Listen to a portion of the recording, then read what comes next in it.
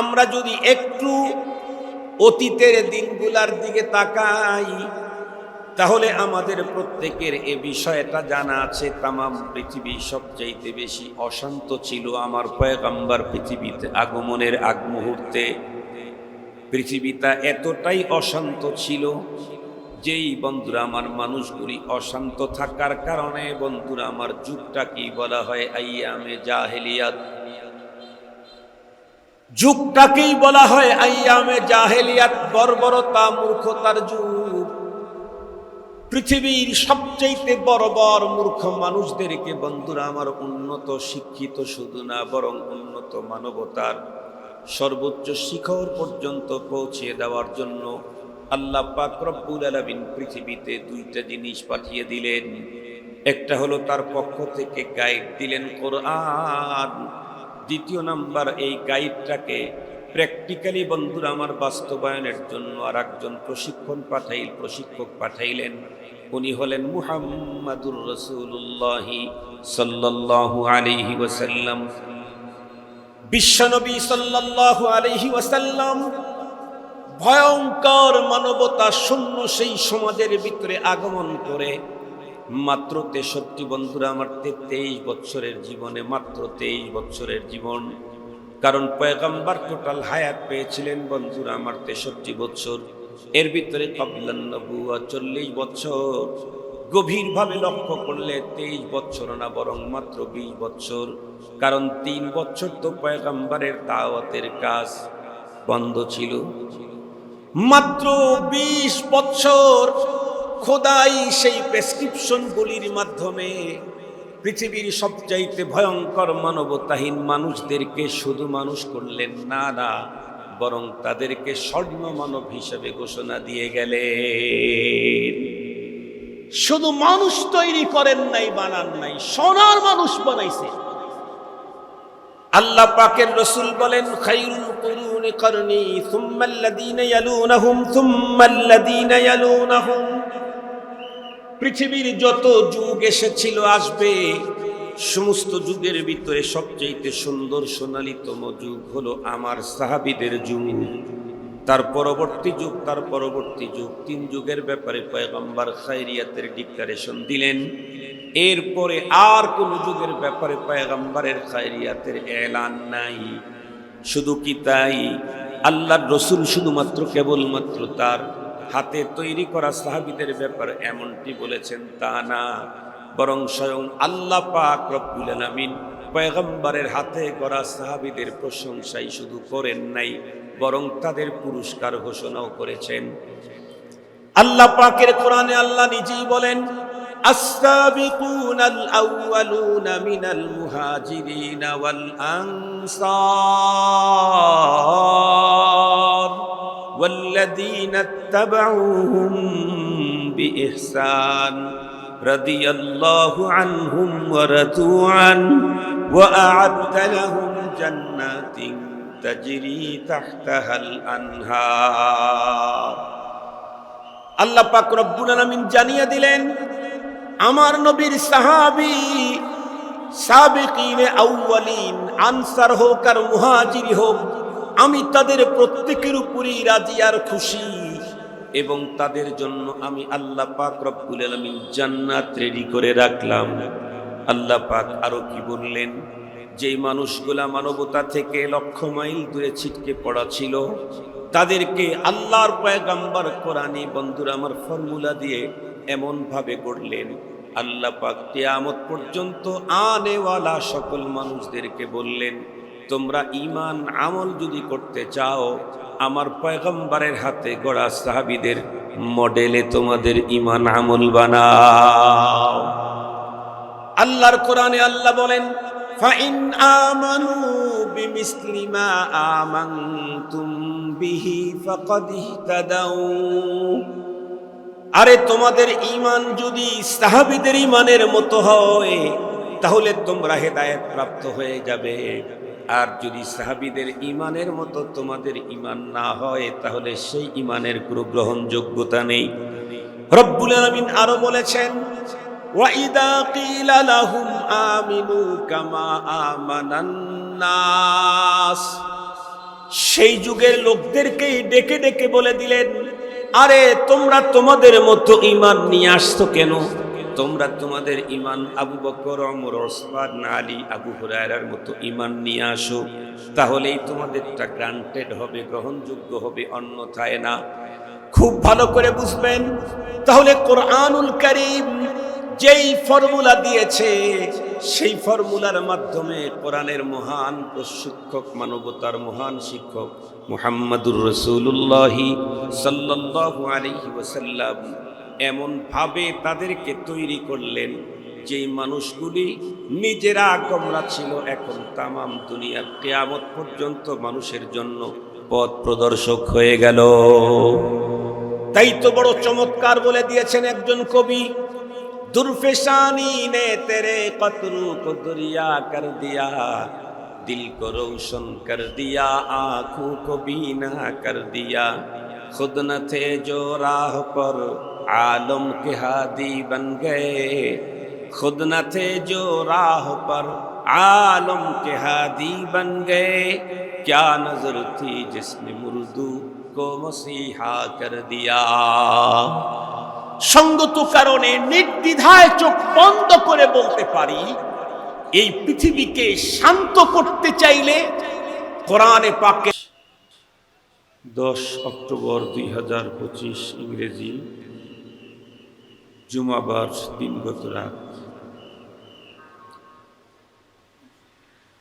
ইসলামী সম্মেলন সংস্থা 5 নম্বর ওয়ার্ড, সিটুয়াপাড়া, সাতকানিয়া পৌরসভা, চট্টগ্রাম এর ইন্তজামে আয়োজিত নবম বার্ষিক ইসলামী সম্মেলনের সদর ইজলাস সম্মানিত সভাপতি মুআজ্জাজ হযরত বুজুর্গ উলামায়ে কেরাম, আজিজ তালাবা, বিভিন্ন অঞ্চল থেকে সমাগত সম্মানিত সুধী, সর্বপ্রথম মহান আল্লাহ পাকের দরবারে আলিশানে লাখ কোটি শুকর যে রব্বে করিম বড় দয়া করে আমাদের হায়াতকে দীর্ঘায়িত করে আজকের এই মুহূর্ত পর্যন্ত সুস্থ সবল রেখে, দুনিয়ার শত ব্যস্ততাকে পিছনে ফেলে রেখে দ্বীনের নিসবতে বৃষ্টি ভেজা পরিবেশে জান্নাতি আয়োজনে আহলুল্লাহদের মজলিসে আমাদেরকে সুস্থতার সাথে নিরাপত্তার সাথে হাজিরির যে তৌফিক দিলেন, সে মহান মহিয়ানের দরবারে আমরা প্রত্যেকেই শুকরগুজার হচ্ছি। জবান খুলে ভক্তি সহকারে মোহাব্বত নিয়ে দিল থেকে আবেগ ভরে উচ্চ কণ্ঠে সকলেই পড়ে নেই আলহামদুলিল্লাহ। মুহতারাম হাজিরিন, কোন সাবজেক্টের উপরে কথা বলবো এটা ভাবতেছিলাম, তো আল্লাহ তাআলা জেহেনের মধ্যে একটা গুরুত্বপূর্ণ বিষয় ঠেলে দিয়েছেন, সেটাকে সামনে নিয়েই কোরআনে হাকিমের বিশেষ এক আয়াতে কারিমা তেলাওয়াত করার সুযোগ পেয়েছি। রব্বুল আলামিন যদি আমাকে তৌফিক দান করেন, তাহলে আমি এই আয়াতে কারিমাকে সামনে নিয়ে নির্ধারিত একটা বিষয়ের উপরে কথা বলবো। বিষয়টা আমি আমার আলোচনার শুরুতেই জানিয়ে দিচ্ছি।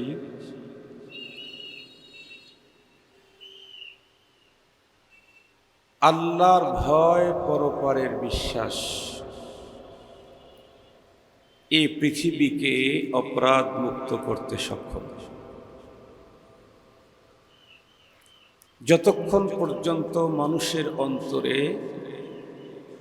পরপারের বিশ্বাস, আল্লাহর ভয় অন্তরে না ঢুকবে,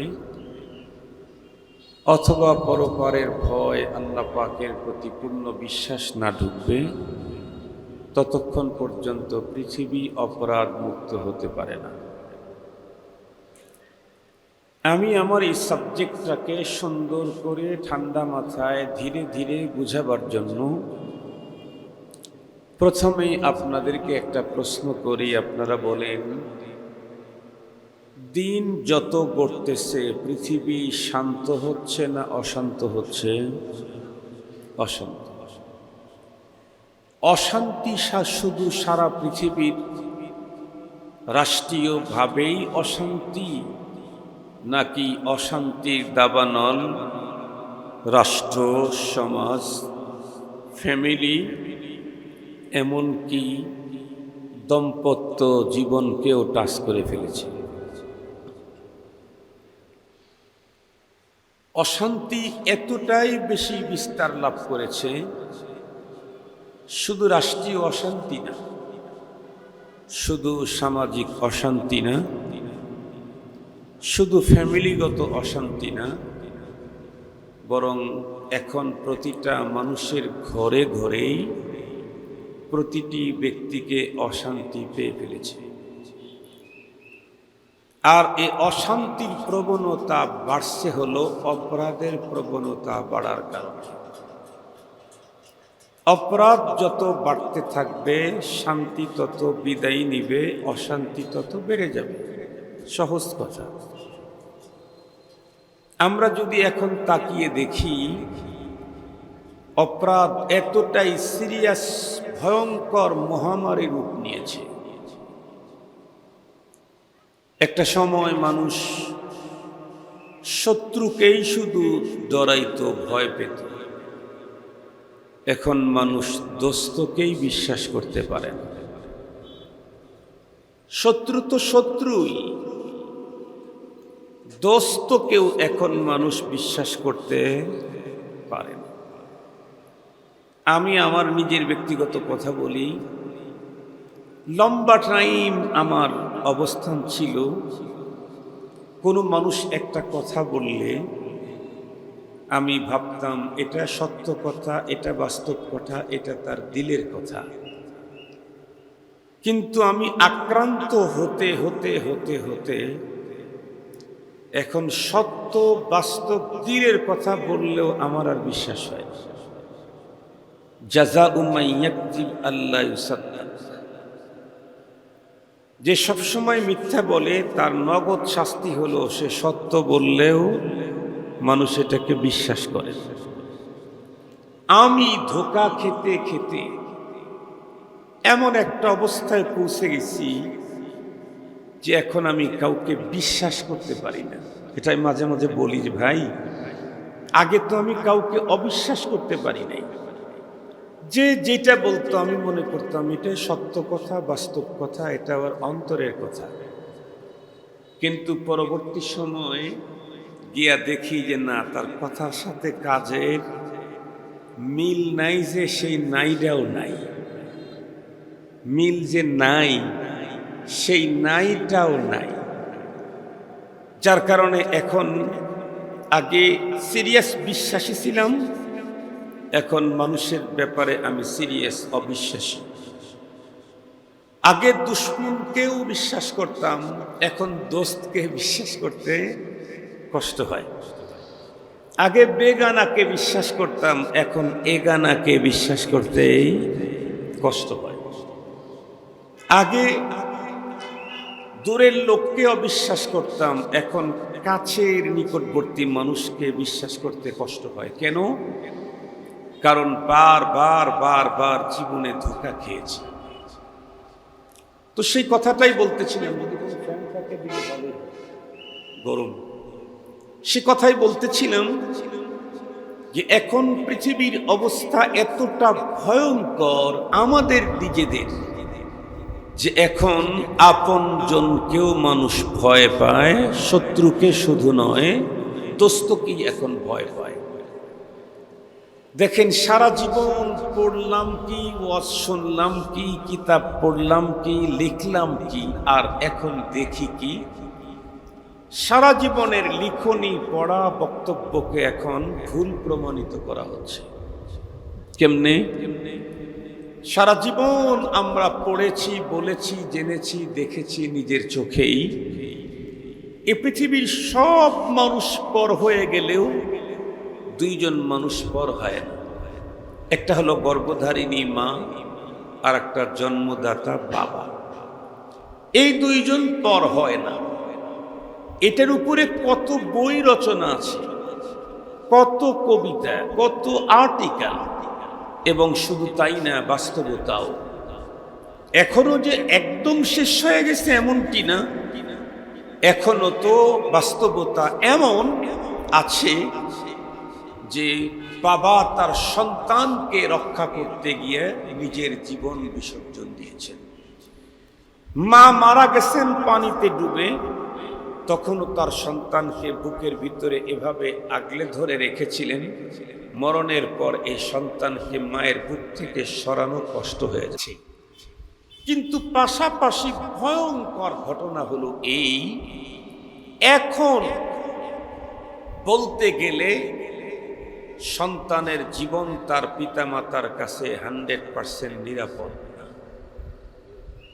পিতামাতার জীবনও 100% পিতামাতার জীবন তার সন্তানের কাছে নিরাপদ না। স্ত্রী স্বামীর কাছে নিরাপদ না, স্বামী স্ত্রীর ঘরে নিরাপদ না। আমাকে কিছুদিন পূর্বে এক জায়গায় গেলাম, সেখানে এক ভদ্রলোক আমাকে শোনালেন যে আল্লাহ তাআলা ওনাকে বেশ কিছু টাকা দিয়েছেন, কিন্তু তার স্ত্রীর যে আচরণ, এখন উনি রাত্রের বেলায় স্ত্রীর বেডে ঘুমাইতে ভয় পান, না জানি কখন স্ত্রী আমাকে ঘুমের ঘরে হত্যা করে ফেলে। আর এই জাতীয় ঘটনা বাংলাদেশে ঘটতেছে, ঘটবে না, ঘটতেছে, কন্টিনিউ না হলেও মাঝে মাঝেই ঘটতেছি। মুহতারাম হাজিরিন, ছেলের হাতে ছেলের জীবন বাবা মার কাছে নিরাপদ না। অপরাধ বাড়তে বাড়তে কোথায় গিয়ে ঢুকছে অপরাধ? আপনারা জানেন, উত্তরবঙ্গের কুড়িগ্রাম ডিস্ট্রিক্টে পিতা মাতা দুইজনে মিলে সাথে তার চাচিকে সাথে করে এক যুবতী কন্যাকে রাত্রি 3টা বাজে ঘুম থেকে জাগিয়ে শত্রুদের জমির ভিতরে, জায়গার ভিতরে নিয়ে নিজের বাবা মা চাচি তাকে নির্মমভাবে হত্যা করে। টার্গেট কি ছিল? 28 বিঘা। বিঘা চেনেন না তো আপনারা? তো কানি কনি বলে, তাই না? কানি না?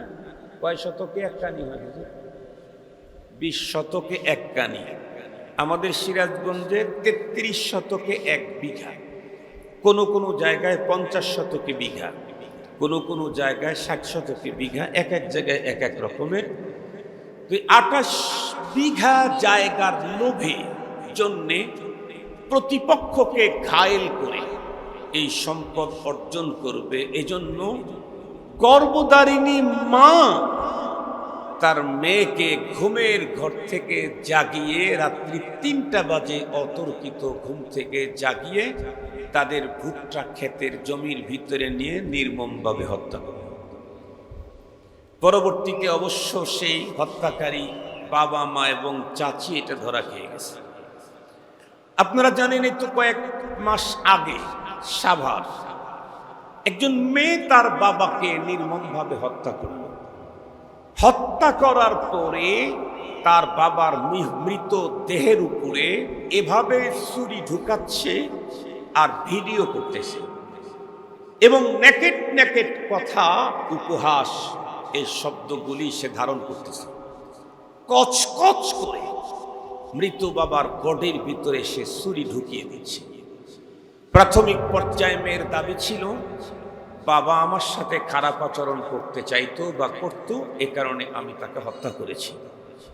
তখন সমস্ত মানুষ বলল যে এ বাবাকে হত্যা করে টুকরা টুকরা করাই দরকার।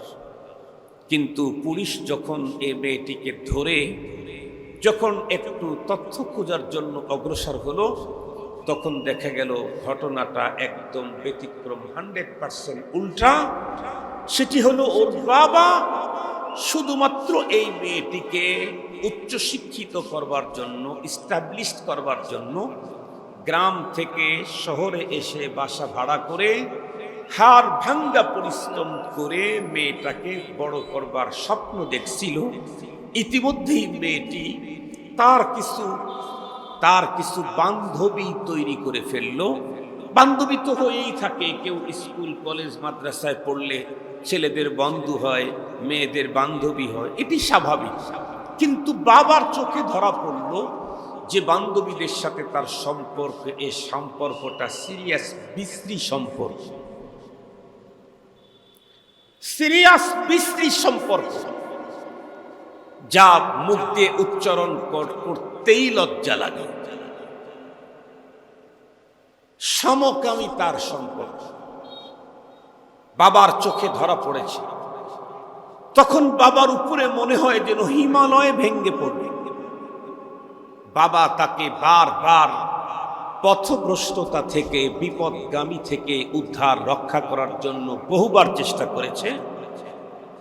মেয়েটি এটাকে খুব বেশি প্রেসার মনে করেছে, তাই সে নাটক তৈরি করলো বাবার প্রতি এই জাতীয় ভয়ঙ্কর এক অপবাদ দিয়ে নিজের বাবাটাকে খুন করে ফেলল। তাহলে আজকে সন্তানের কাছে বাবা মার জীবন 100% বাবার জীবন নিরাপদ না। মা বাবার কাছেও অনেক সন্তানের জীবন নিরাপদ। আরো কয়েক বছর আগ থেকেই তো শুরু হয়েছে পরকীয়ার কারণে নিজের গর্ভধারণের সন্তানকে হত্যা করা। এটা তো পুরাতন হয়ে গেছে এখন বাংলাদেশে। মুহতারাম হাজিরিন, আরো কত অপরাধ তো আছেই। এই অপরাধগুলি আমার কাছে সবচেয়ে বড় মনে হয়।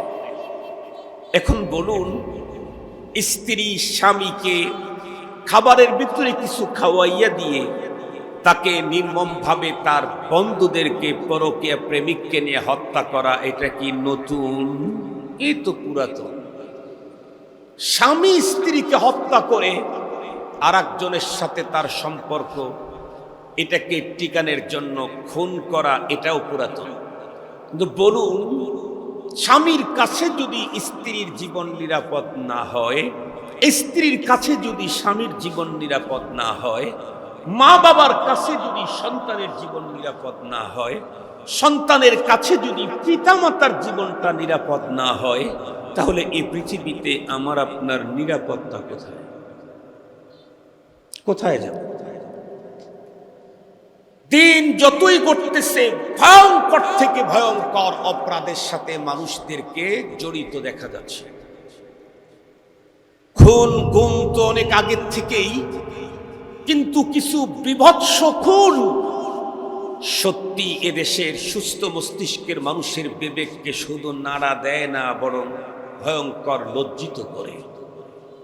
আপনারা দেখলেন ঢাকার মিটফোর্ডে এক ব্যবসায়ীকে নির্মমভাবে পাথর নিক্ষেপ করে শুধু হত্যাই করা হয় নাই, লাশের বুকের উপরে দাঁড়িয়ে নৃত্য করা হয়েছে। দেখেছেন আপনারা অতীতেও নিজ দলের লোকের দ্বারায়, একই দলের লোক নিজ দলের লোকের দ্বারায় শুধু হত্যা না, বরং তাকে জ্বালিয়ে পুড়িয়ে কয়লা বানায় দেওয়া হয়েছে এই বাংলাদেশে। তাহলে অপরাধ দিন দিন কমতেছে না বাড়তেছে? এ পর্যায়ে পৌঁছে গেছে যে এখন প্রতিটা মানুষই মনে করে যে আমি যে ঘর থেকে বের হলাম, সম্মান, জান আর মান নিয়ে বাসায় ফিরবো এমন কোনো গ্যারান্টি নেই। হয়তো মান চলে যেতে পারে, না হয় জান চলে যেতে পারে। হয় জান চলে যাবে, না হয় মান চলে যাবে।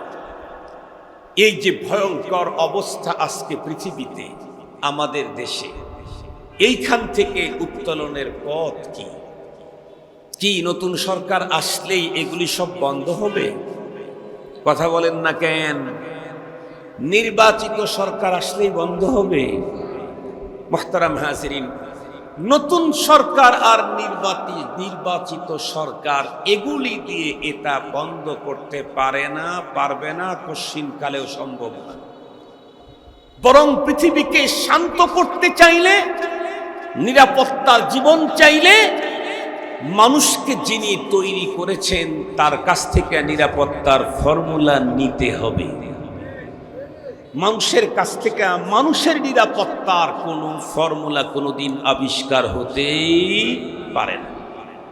এ কারণে তামাম দুনিয়া যতই গবেষণা করুক, যত ইজাম, যত তন্ত্র মন্ত্র, যত সভ্যতা, যত সংস্কার, সংস্কৃতিকেই আবিষ্কার করুক না কেন, কোনোটাতেই জিন্দেগিতে কোনোদিন মানুষের কল্যাণ, শান্তি, নিরাপত্তা নিশ্চিত হতে পারে না।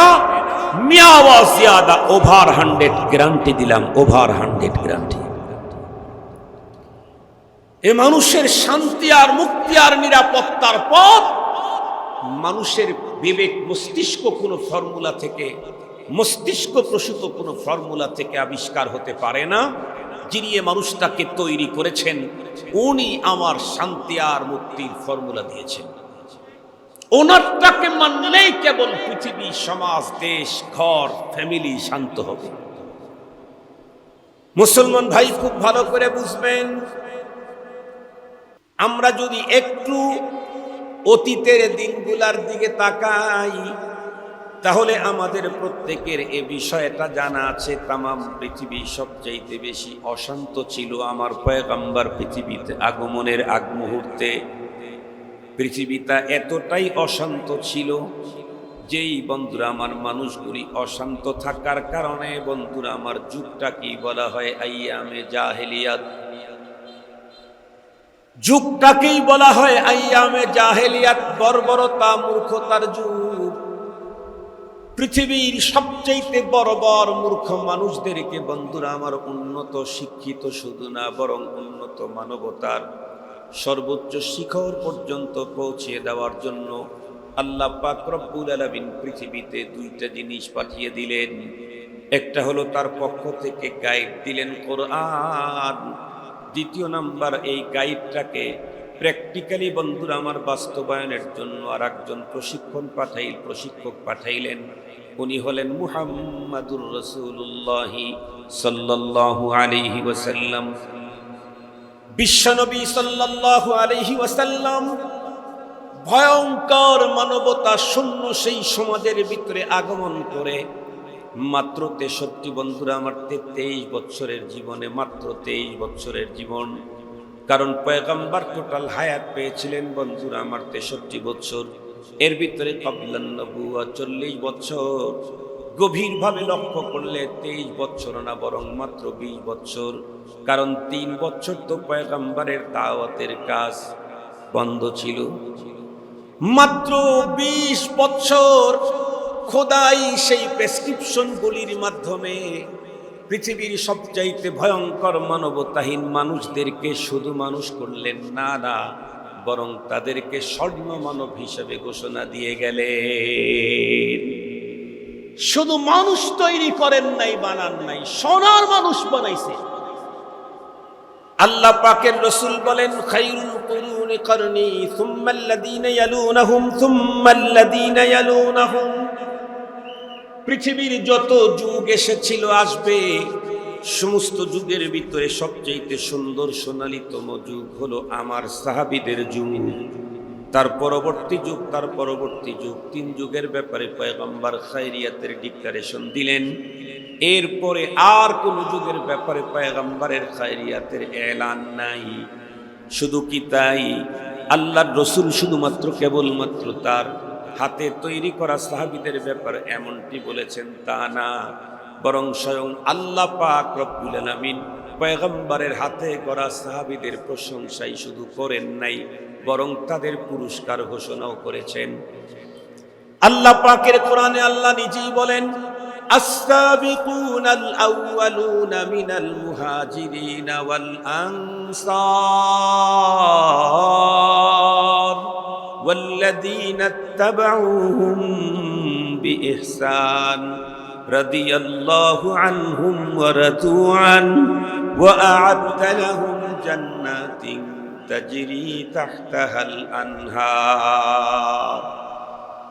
আল্লাহ পাক রব্বুল আলামিন জানিয়ে দিলেন, আমার নবীর সাহাবী সাবিকিনে আউয়ালিন, আনসার হোক আর মুহাজির হোক, আমি তাদের প্রত্যেকের উপরই রাজি আর খুশি, এবং তাদের জন্য আমি আল্লাহ পাক রব্বুল আলামিন জান্নাত রেডি করে রাখলাম। আল্লাহ পাক আরো কি বললেন, যেই মানুষগুলা মানবতা থেকে লক্ষ মাইল দূরে ছিটকে পড়া ছিল, তাদেরকে আল্লাহর পয়গম্বর কোরআনী বন্ধুরা আমার ফর্মুলা দিয়ে এমন ভাবে গড়লেন, আল্লাহ পাক কিয়ামত পর্যন্ত আনেওয়ালা সকল মানুষদেরকে বললেন, তোমরা ঈমান আমল যদি করতে চাও, আমার পয়গম্বরের হাতে গড়া সাহাবীদের মডেলে তোমাদের ঈমান আমল বানাও।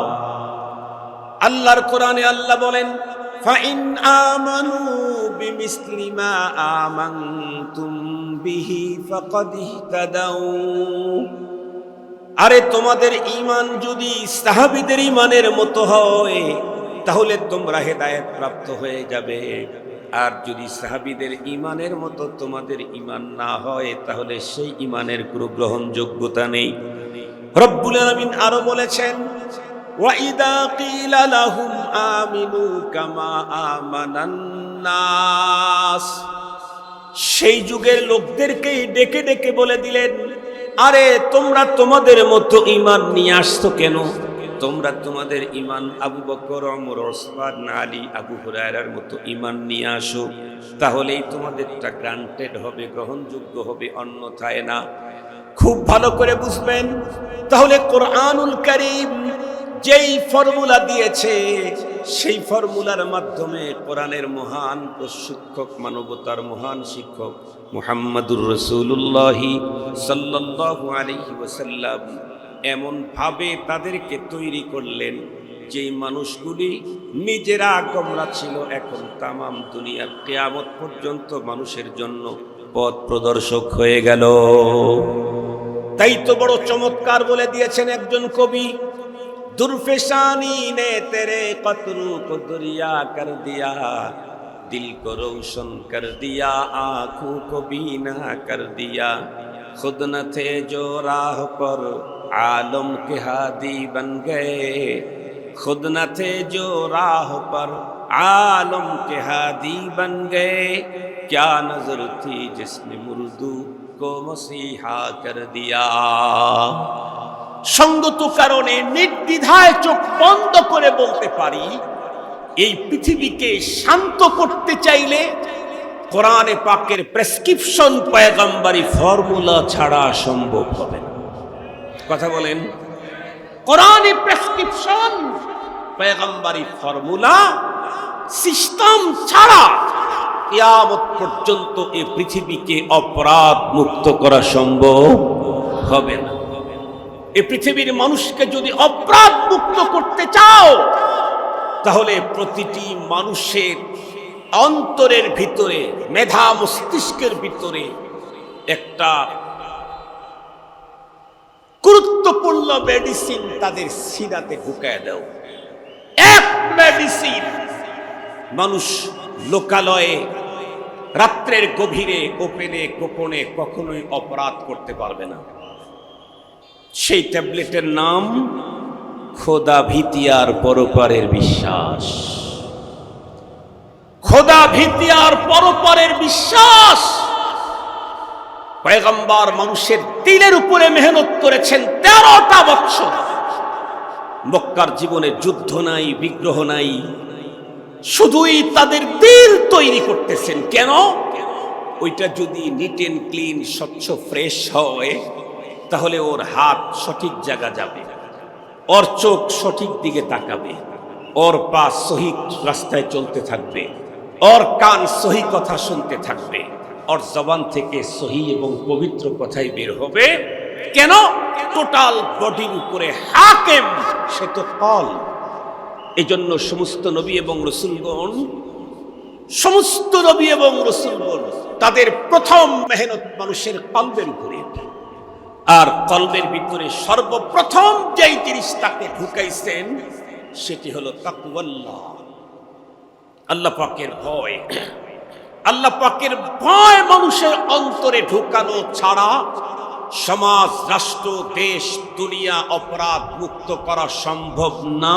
চ্যালেঞ্জ করলাম, জীবনেও কোনোদিন সম্ভব হবে না।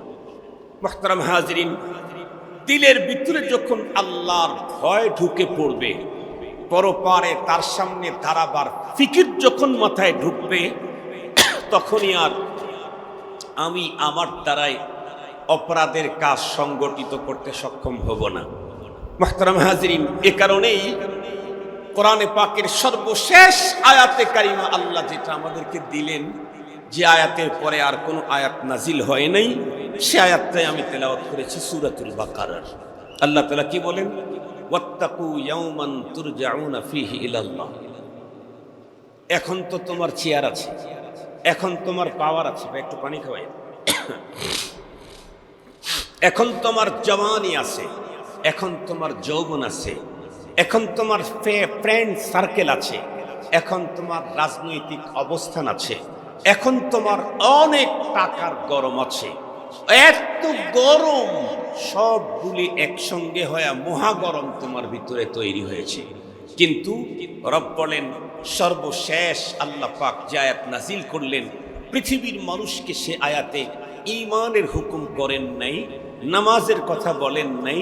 বিশ্বনবীজি একেবারে শেষ মুহূর্তে নামাজ নামাজ নামাজ ওমা মালাকাত আইমানুকুম এটা বললেও আল্লাহ পাক কিন্তু সর্বশেষ আয়াতে বলেছেন ওয়াত্তাকু ইয়াওমা তুরজাউনা ফীহি ইলাল্লাহ। ওই দিনটাকে ভয় করো যেদিন তোমাকে আল্লাহর কাছে ফিরে যেতে হবে, সেই দিনকে ভয় করো। সেদিন তোমার কোনো কিচ্ছু থাকবে না, তোমার ফ্রেন্ড সার্কেল না, না, সেদিন তো বৈধ পন্থায় কেউ কাউকে সুপারিশ করতে চাইলেও মালিকের অর্ডার নিয়ে সুপারিশ করতে হবে। কথা বলেন না কেন? হাসরের ময়দানে দাঁড়াবা মাত্রই সুপারিশ করার অনুমতি আছে না, কোন নবীরও সুপারিশ করার অনুমতি নাই। শাফাআতে কুবরা উন্মুক্ত হওয়ার আগে শাফাআতে কুবরা উন্মুক্ত করবেন উম্মতের নবী, নবীদের নবী, সর্বশ্রেষ্ঠ নবী, সর্বশেষ নবী জনাবে মুহাম্মদুর রাসূলুল্লাহ সাল্লাল্লাহু আলাইহি ওয়াসাল্লাম। উনি আগে শাফাআতে কুবরা উন্মুক্ত করবেন, এরপরে আদম তা ঈসা সমস্ত নবীগণ সুপারিশ করার সুযোগ পাবেন।